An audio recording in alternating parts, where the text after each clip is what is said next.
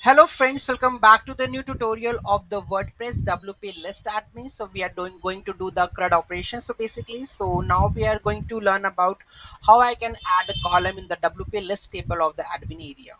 Okay, so how we are going to do that, let's see in the video. So those who haven't subscribed my channel yet, please do subscribe my channel, and if you like the video, please do like, share and comment on my video. So let's get started. So here you can see that if I want to add a new column, so make sure the column name should be available in the database. So let's see in the database part. So localhost php hyphen admin, basically the php my admin.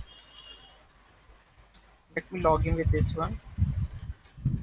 So here we have the WordPress test db, and where we have the table, that is delivery charges. Okay, the next table we have the vendor id or created by id. I can use this one.